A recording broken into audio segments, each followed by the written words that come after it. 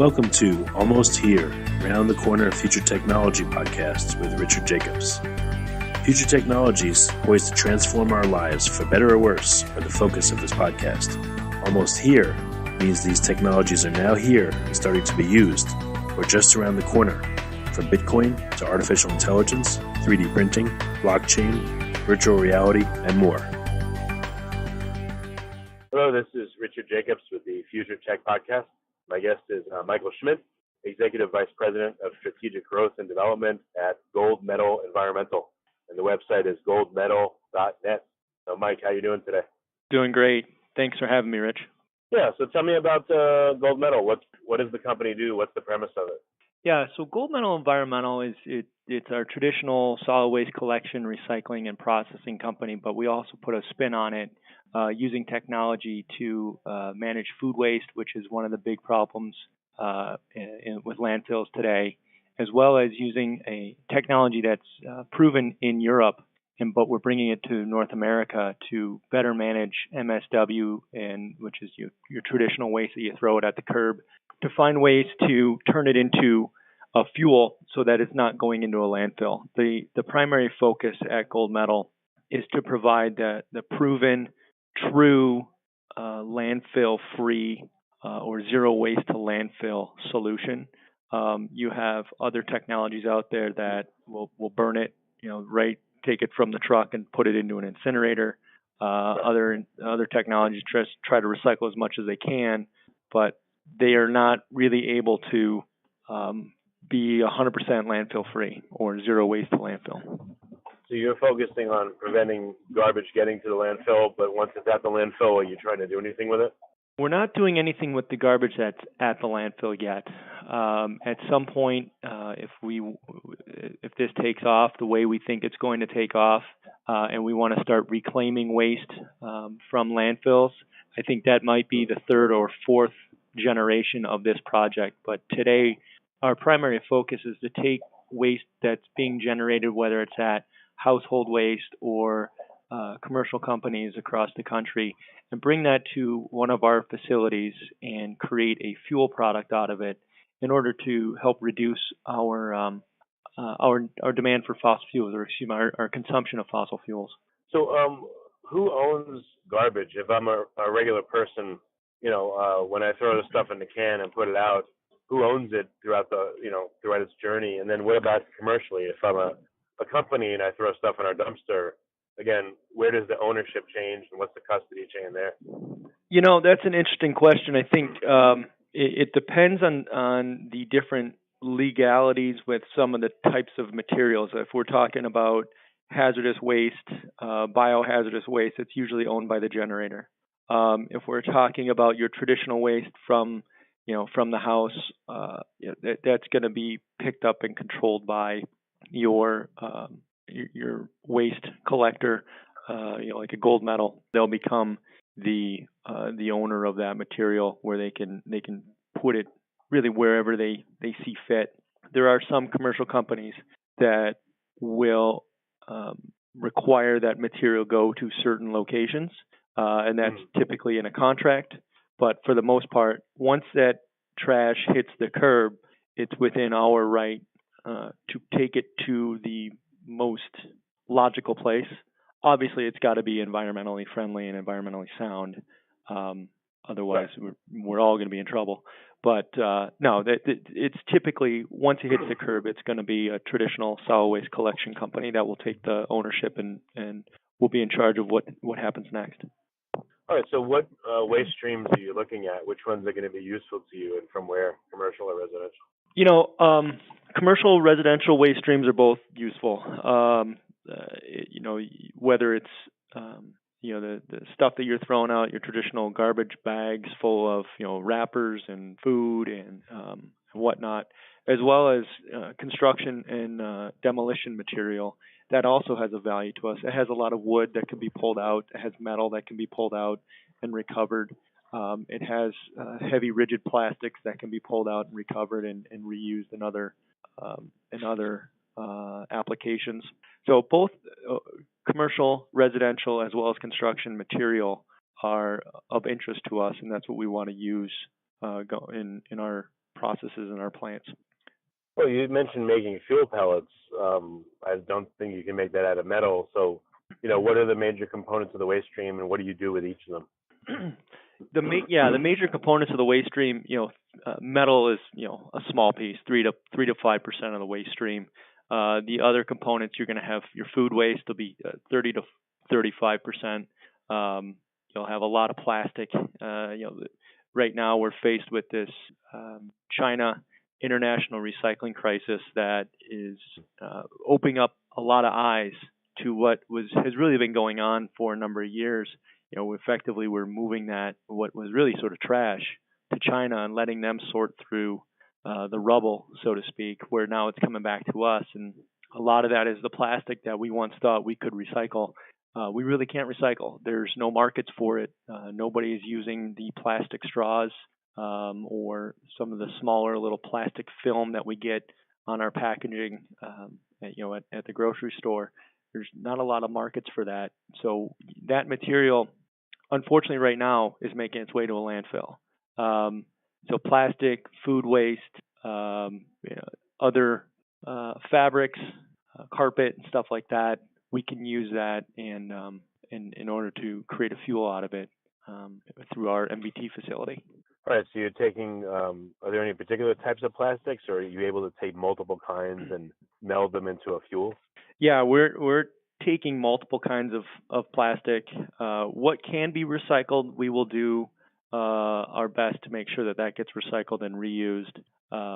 But we'll take all forms of plastic, paper, if that can't be recovered in the best form possible. A lot of times paper's got grease or it's got water and it's wrecked, so there's not a lot you could do with it. We'll take that and help to create a fuel. We'll blend that with other materials that will break down in the process and create a fuel product out of it. So what is the fuel like? Is it like a low temperature burning fuel, or what could it be used for, or what can it be used for? Yeah, so the fuel it's a supplement to coal. It's got similar BTU content to coal. It's about a ton and a half of this fuel. It's called solid recovered fuel, SRF. It's an EPA recognized fuel. It burns cleaner than coal, and it's recognized by the EPA as a fuel product. And the process is it will come into one of our facilities. It's a mechanical biological treatment is the type of facility. And then the technology that we use is a HEBIOT technology, which HEBIOT. And that technology it brings the waste stream in, breaks it down, sorts it by size. It's all done through computers and sorting systems. And then it will pick the material up and it will actually lay it out into a row of a 500-ton row of material. And that material will then lay in its location for about 10 to 14 days. And during that time, the process will blow air through it and suck air through it. It will help to dehydrate, take all the water out of it, and it will also help to take all the chemical reactions that occur when waste breaks down. It will capture that and move it into a really sort of a bag house, for the lack of a better phrase, where it will clean that air. And then after that 10 to 14 days, what you have is a product that has effectively broken down. It's been dehydrated. It's been decomposed, and you're left with a dry material that we will reintroduce some other things such as treated woods and stuff like that could not be recycled. We couldn't recover that material, and in order to keep it from going to landfill, we will then reintroduce it with this material, grind it up, and it looks like similar to gray insulation. So Owens Corning, if you were to if you go and you open it up and you see that pink insulation, if it was gray, that's what this looks like. It's got little bits of paper and plastic and wood and other things in there that it's very light. And then they'll pick this stuff up and they will transport it to a cement kiln or any other facility that uses coal for energy, and we'll blow that in again as a supplement to coal. It's got similar BTU content to coal, so as I mentioned early on, it would help to reduce the reliance on dirty coal and on fossil fuels. But what kind of applications can take it and which ones can't? Are there certain facilities that you're like, all right, so when this stuff gets burned, what kind of fumes does it create, and what do you have to do to scrub them to be compliant environmentally versus coal? Yeah, that's the beauty of it, is that you don't need the same type of scrubbing that you do for coal. It's a much cleaner fuel, and again recognized by the EPA as a clean fuel. You don't need those. You don't have the same level of air quality restrictions and air quality permits and regulations that dirty coal requires when you're burning it. Yeah, so it's that's really what it's pretty exciting about, is because unlike if you were to take trash today and go right to an incinerator, that's a wet material. It's got all the toxins, it's got the dioxins that are in it.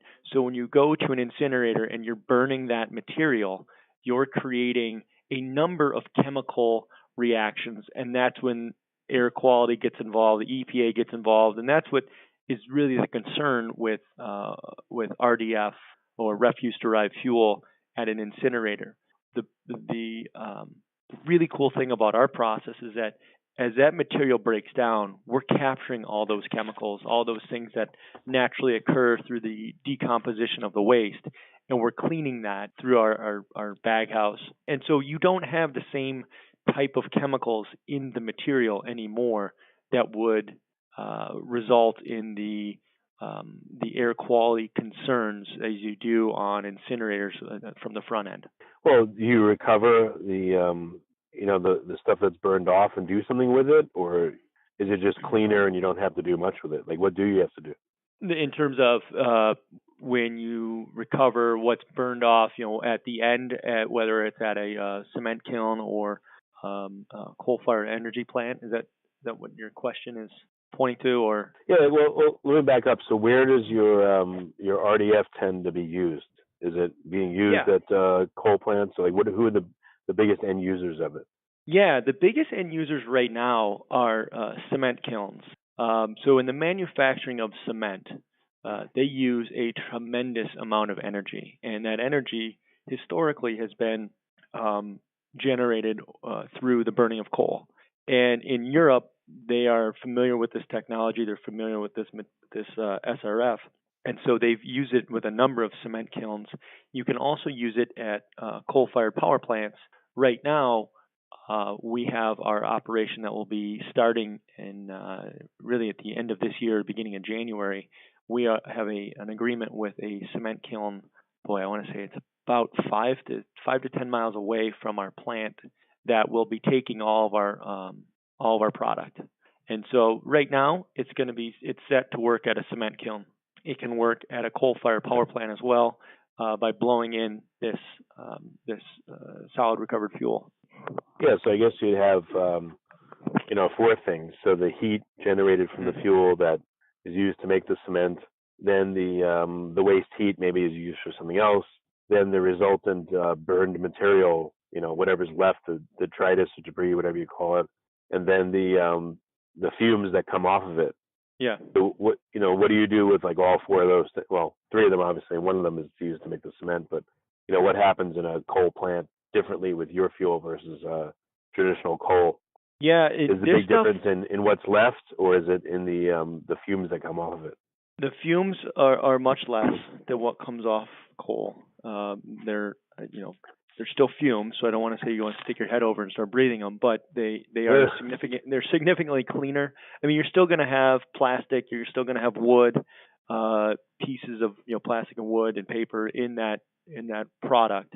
So you're going to be generating a fume off of it, but it's going to be significantly cleaner than coal. Again, as it breaks down through the process, we're at our plant at the MBT facility, we're capturing a lot of the toxins through the decomposition of the waste. We're capturing that, so that stuff's not burning off into the atmosphere.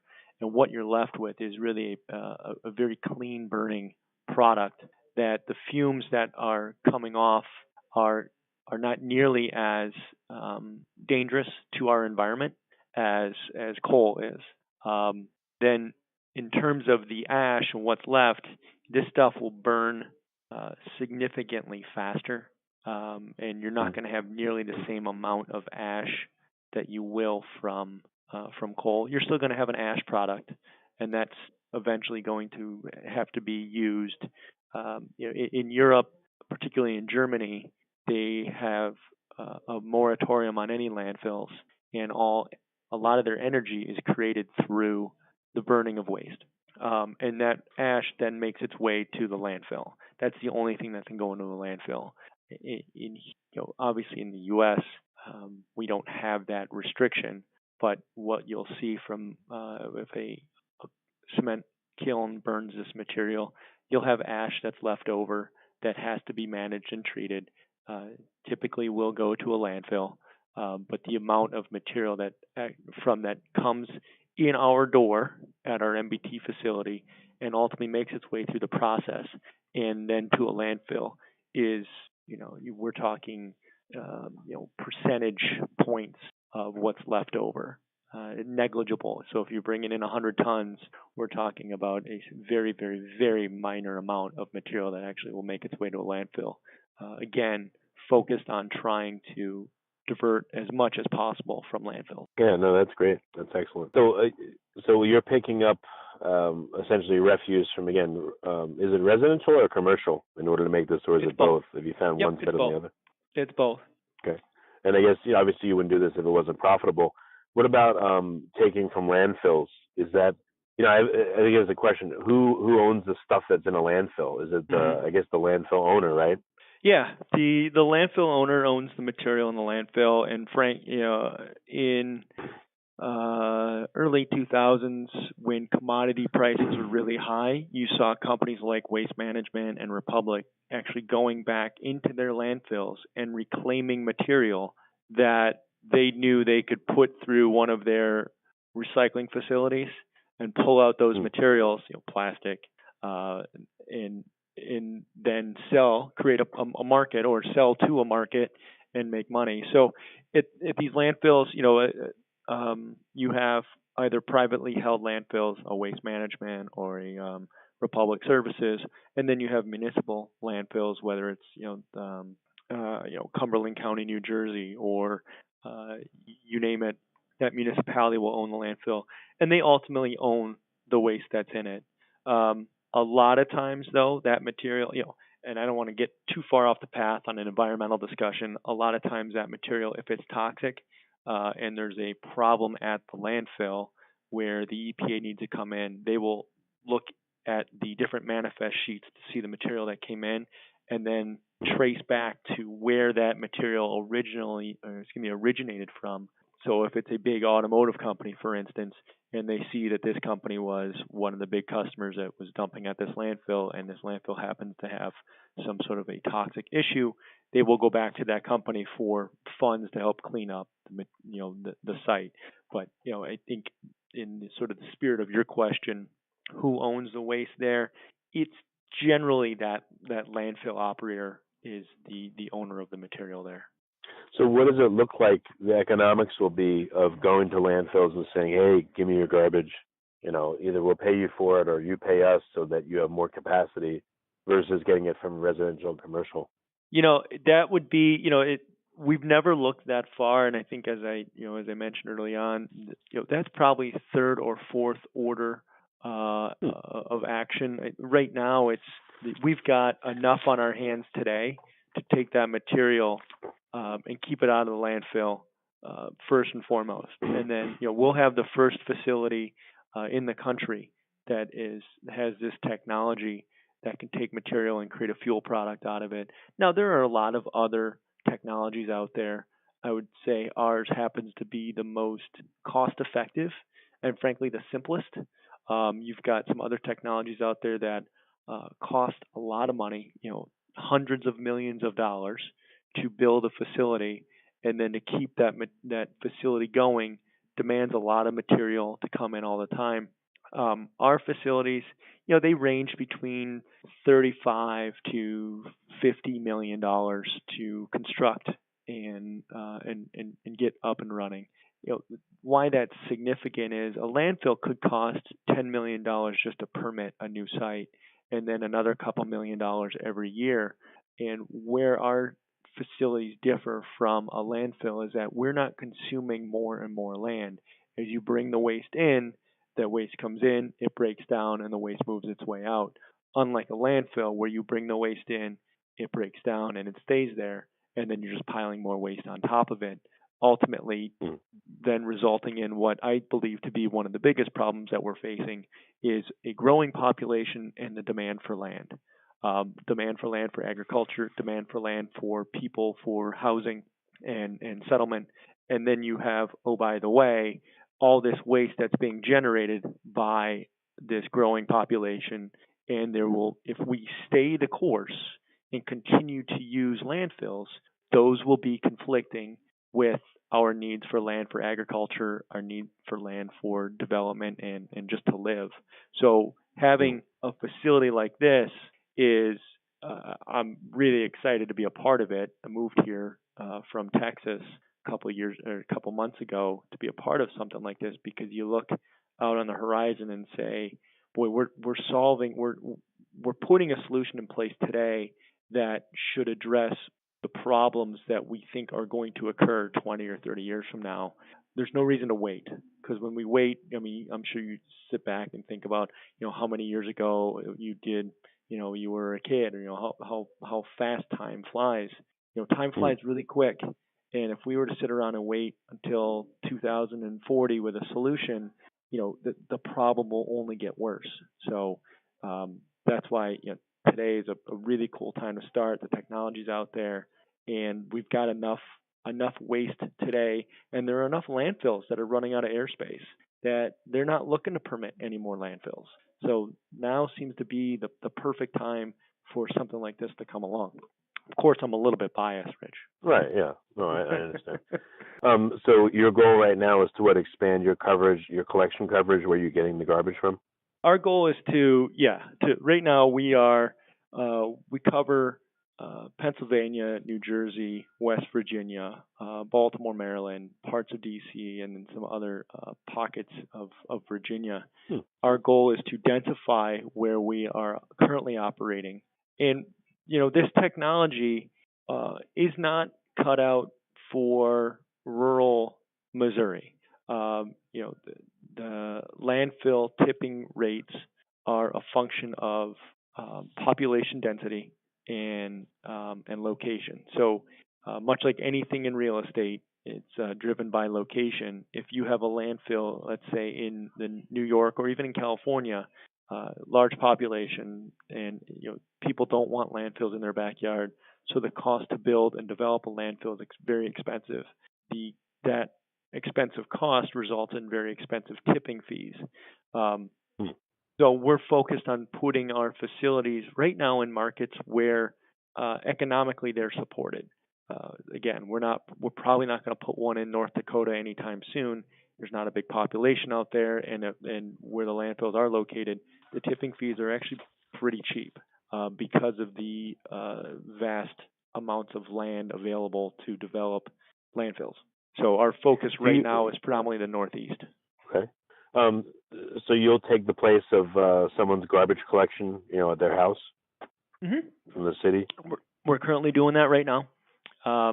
We currently collect garbage from thousands of residents throughout New Jersey, West Virginia, Pennsylvania, and Virginia. And we take that material now. A lot of that material is making its way to traditional transfer stations and ultimately to landfills. In New Jersey, you have what's known as flow control, where the state of New Jersey, a lot of these municipalities own the landfill, and they mandate that the material that is collected in that certain city, that town, that county, that material goes to that county landfill or the designated landfill that the county selects. And so what's happening though is a lot of these landfills are running out of airspace, and so now the counties are faced with a decision. Flow control was great, and that's what it's called.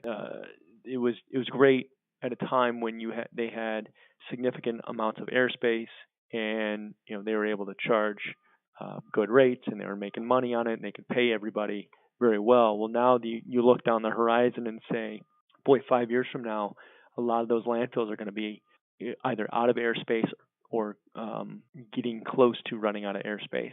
So what's the solution? And again, we think we've got a really cool solution.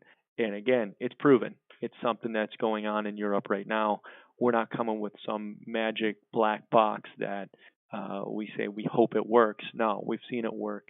It's worked. There are 11 of them in Europe right now. So we know by bringing this technology over to markets like the Northeast that have similar demographics and similar environmental focuses that Europe does. That's why we think it fits in the Northeastern United States. California is a great market for this. The Pacific Northwest would be a fantastic market for this. I thought that the mob controls all the garbage. I guess it's a fairy tale, huh? There's some truth to that in the past. There's some truth. My last name is Schmidt. I'm not in the mob. Never been. Never will be. There was truth to it, and it's a fact. You can look it up. There are some folks that were involved in that, but that's gone by the wayside. That doesn't exist anymore. Now it's with the advent of the big companies, the Waste Managements, the Republics, the Waste Connections, they professionalize garbage, and they're doing it the right way to an extent. They've invested a lot in landfills over the years because that's where the cash flow generation has always been. And you asked earlier on talking about economics. Economically speaking, landfills have always been the way to go. They've been the cash flow generators for a lot of these companies. Every waste company that I've ever been involved with, the goal has always been to get a landfill, because if you can control your disposal, you can control your cash flow, you can control your margins. It's really, you become a vertically integrated business. So their issue, though, and I would call it maybe their Achilles heel when working with a company like us, is that they have to get that volume into their landfill. They have a significant amount of capital invested into those sites. So they have to make sure that trash continues to get in there, because that's where their cash flow is generated. We don't have a landfill. Yep. That's not our focus. Our focus is to create really sort of the country's first renewable landfill, where that material comes in, breaks down, we ship it out, we sell it as a fuel product, making room for that next batch of trash to come back in. We break it down, we ship it out, and we sell it again. Do you get people that actually pay you? They pay you just like they pay the city to take the garbage? Or do Correct. you have to pay to do this? No, our customers pay us directly. We have contracts with municipalities where the municipality will charge the residents in the tax or in their water bill. There's different forms of being paid by our customers. We have residential customers that will pay us directly as well. Just different ways of payment for different types of services. Are you able to do different incentives for people? Like municipalities are always getting people to recycle, but can you incentivize them in a different way? Can you charge people, based on the amount of trash that they generate, and charge them more for more trash, for instance, and change their behavior that way, let's say? Yeah, we do. Commercial customers, it's easier to do than a residential customer. That's just really sort of competition. It's tough to do. But with a commercial customer, if you generate more trash, one of the bigger components of the waste, of the cost of waste, is the disposal side. So if you generate, 50 tons of trash a month, and I pick it up, my cost to dispose that 50 tons is going to be higher than, let's say, your other business down the street that generates 5 tons a month of trash. So the disposal cost is going to be different. So each company's overall trash costs, or what I will bill, will be different. So if there are plenty different companies have different amounts of trash that they generate. monthly and annually. So we do charge that way. I will tell you though, Rich, a lot of companies, if a company's generating that much trash, frequently the trash bill is a small piece of their overall bill and their overall expenses. So they're not too worried about it. So what we're trying to do is focus on other incentives that will help bring that cost down further. We're working with the University of Temple, where we have not only our MBT facility that, again, is not online until the end of this year, but we have food waste digesters. And what that is allowing Temple University to do is they can take a lot of that food waste that naturally would go into that container, and they would be charged for the weight, and they would charge for the ultimate disposal. We put that into a digester that weighs the material for them and will break it down, digest it just like your stomach, and it will move it into just onto the wastewater treatment center, just down the drain. Again, works like your stomach, so what goes in is food, what goes out is much like your stomach. Goes right in the wastewater treatment center, and it gets processed from there. The beauty of that is we're able to take that food waste out of the waste stream, and instead of going to a landfill and occupying land and occupying space, we're putting in a wastewater treatment center that's getting broken down. The material is predominantly water anyways, what is in food, a lot of the produce that goes in there, cucumbers, vegetables, and whatnot, breaks down into about 70% of it is water anyways. And we're able to recapture that water. That gets recirculated back into the water stream. And then the rest is really a biosolid that will then break down and be used either as a fertilizer. Some places are using it for food for animals, for a feed. But again, that is then making its way back through the process. Our digesters then are able to also provide a lot of data to our customers in terms of what they're throwing out by weight, what they're throwing out by type of material. Restaurants, chefs are able to make better buying decisions going forward. And the significance of that is they're able to then make better environmentally conscious decisions about what to buy in the future, reducing the overall demand for food. Look, it's a beautiful idea if we can get everybody to have a food waste digester and they can all find a way to not buy nearly as much food, and then it reduces how much food and agriculture demands on the population, or the population demands. That's kind of the utopian dream, right? That we can get everybody to use some sort of food waste digester and help not just divert all the food waste from a landfill, but also make better decisions going forward, so we're not throwing out as much food, we're not wasting as much food, and ultimately we don't need as much agricultural demand that we do today. All right, and then just one or two more questions. Do you get any resistance from the municipalities when you say you want to start picking up garbage instead of their current provider? A lot of municipalities will do it themselves. It's a way to, to be honest, it's a way to employ voters. But a lot of municipalities have seen that they don't do it very efficiently. So when they go towards a private company, there's a little bit of pushback, usually from the laborers, the truck drivers, and the folks that are doing the work. But most often, we end up hiring them, and they work for us. And then the city realizes a significant savings annually, whether it be through labor, but predominantly through capital expenditures for buying new trucks and replacing new trucks and buying tires and fuel. So you get a little pushback, but not a lot. And what's in store for the next 6 months or a year for you guys? So the next 6 months, we'll see our MBT facility will be up online in West Virginia, and we'll start to see that bearing some fruit. We'll see material going in there, and we'll be able to show a lot of other municipalities that have expressed interest, but they're hesitant because they've seen a lot of companies come in and show them some sort of fancy new gadget, and it hasn't worked, and they've been burned. So the next 6 months, we'll see our MBT facility come online, and we'll probably see 3 or 4 more municipalities sign up for an MBT facility in there to replace their landfill over the next, as their landfills start to run out of space, find a way to have our MBT facility technology come online. Also, I see more food waste digesters as we get our name out there and our customers start to understand that we're looking to do more than just the traditional garbage company of picking it up and throwing it out. I see a pretty hefty growth in our food waste digesters across our commercial customers, universities, hospitals, penitentiaries across the country will start to take on more of these food waste digesters. All right, that's great. So what's the best way for interested folks to get in contact with you?